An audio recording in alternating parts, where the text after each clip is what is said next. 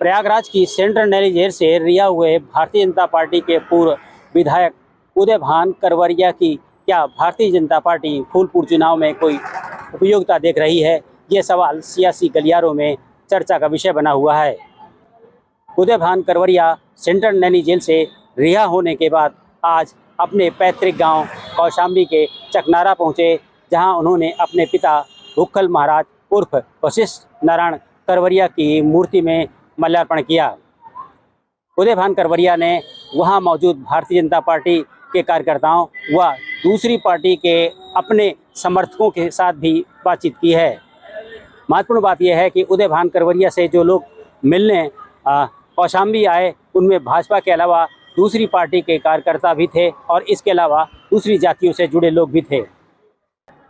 वैसे उदय भान करवरिया की सियासी पारी भी कौशाम्बी से शुरू हुई, जब 1996 में उन्होंने कोऑपरेटिव बैंक का मंडल का अध्यक्ष का चुनाव जीता था। उस समय मंडल के क्षेत्र में फूलपुर क्षेत्र भी आता था, जो इस समय फूलपुर विधानसभा है।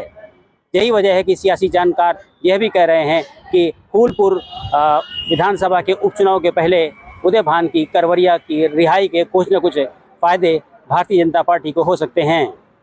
फूलपुर विधानसभा में 4 लाख से अधिक वोटर हैं, जिसमें ब्राह्मण वोटर की संख्या करीब 70,000 है। इसके अलावा करीब 85,000 के आसपास पटेल वोटर भी हैं। भारतीय जनता पार्टी कहीं ना कहीं ये जो ब्राह्मण वोटर्स हैं, उनकी तरफ जरूर उसका फोकस होगा। सियासी जानकार मानते हैं कि उदय भान करवरिया का केवल प्रयागराज में ही नहीं, बल्कि प्रयागराज से सटे जिले कौशाम्बी, चित्रकूट और प्रतापगढ़ में ब्राह्मण वोटर्स के बीच में अच्छी पकड़ रही है। यही वजह है कि उदय भान करवरिया उन सभी इलाकों में जा रहे हैं जहां पर ब्राह्मण आबादी ज़्यादा है।